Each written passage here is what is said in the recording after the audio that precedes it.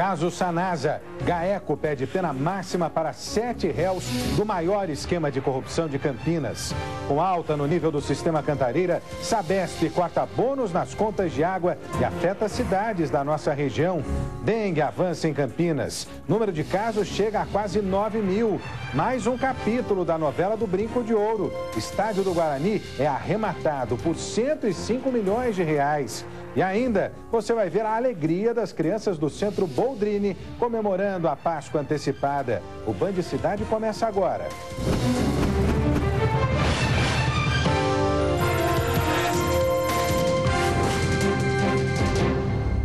Boa noite.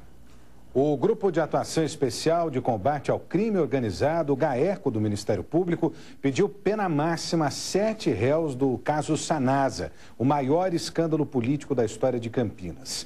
As alegações finais dos promotores foram entregues ao juiz da Terceira Vara Criminal, Nelson Augusto Bernardes, que vai analisar as penas propostas pelo MP. São réus no processo José Carlos Cepera, considerado chefe da quadrilha, Maurício Manduque e Emerson Oliveira, lobistas, além de Carla Alves de Oliveira e os operadores Natanael Cruvinel de Souza, Lúcio de Souza Dutra, Wilson Vitorino de Souza e José Luiz Cortizas Pena. Eles foram identificados em 2010 durante uma operação dos promotores do Grupo de Atuação e Combate ao Crime Organizado, o GAECO, que revelou fraudes em pelo menos 11 prefeituras, órgãos públicos do estado de São Paulo, no governo do Tocantins e na Sanasa. Segundo a promotoria, o esquema causou um prejuízo de 615 milhões de reais aos cofres públicos. O grupo é acusado de fraudar licitações, corrompendo agentes políticos e servidores públicos para superfaturar contratos. Empresas em nome de laranjas eram usadas para lavar o dinheiro. Ao fim do processo, os promotores do GAECO pediram ao juiz Nelson Augusto Bernardes que 7 dos réus sejam condenados a 19 anos e 8 meses de prisão em regime fechado, além do pagamento de multa.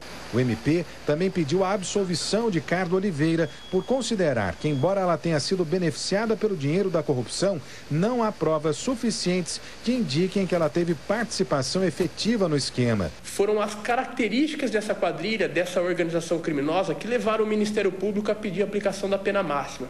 Posso mencionar a extrema organização do grupo, a alta eficácia, os grandes prejuízos causados ao erário público, o grande número de corrupções praticadas, a abrangência de atuação da organização e todas as outras peculiaridades e características desse grupo criminoso que, cotejadas com o que recomenda o artigo 59 do Código Penal, levaram o Ministério Público a concluir que não há outra alternativa viável senão a aplicação da pena máxima. Somente na Sanasa, onde teria nascido o esquema, 163 milhões e 800 mil reais em contratos foram fraudados pela organização criminosa.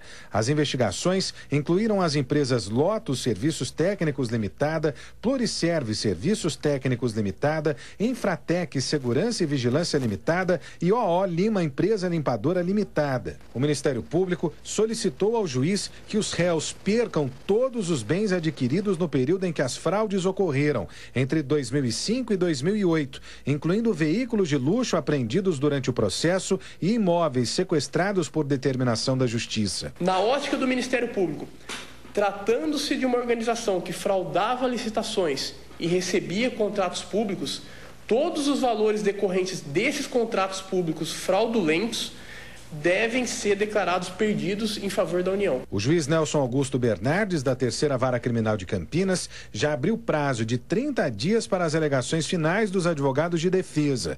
Tão logo essa fase seja concluída, o juiz deve dar a sentença sobre o caso.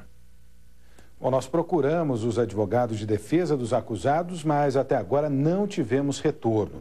O pedido de pena máxima diz respeito aos réus acusados na primeira fase de investigação do GAECO e que originou outra operação que levou para a cadeia secretários do então governo Hélio de Oliveira Santos, que foi cassado pela Câmara de Vereadores em 2011. O processo, que envolve a mulher de Hélio, Roseli Nassim Jorge Santos, aguarda uma perícia em uma conversa entre o ex-presidente da Sanasa, Luiz de Aquino, que é delator do esquema, e um dos empresários denunciados.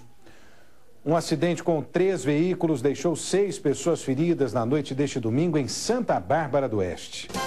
A colisão aconteceu na rodovia Luiz Ometo, que liga Santa Bárbara do Oeste a Iracemápolis. Um veículo Gol com 5 passageiros seguia em direção a Piracicaba, perdeu o controle, invadiu a pista contrária e se chocou de frente com outro carro onde estava um casal.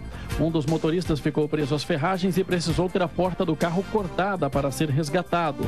Um terceiro veículo também se envolveu na batida, mas o condutor não sofreu ferimentos. Ao todo, 6 vítimas foram levadas ao pronto-socorro de Santa Bárbara do Oeste.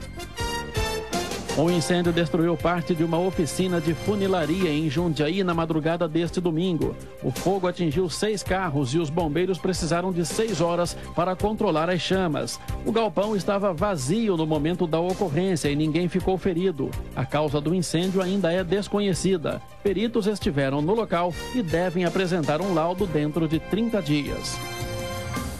Alunos da escola Luiz Gonzaga Horta Lisboa, no Jardim Miriam, em Campinas, fizeram um ato público hoje de manhã, saindo em passeata pelas ruas do bairro. A manifestação foi em apoio à greve dos professores da rede estadual de ensino, que pedem melhores condições de trabalho e contra a superlotação de salas de aula. Cerca de 100 pessoas participaram do protesto.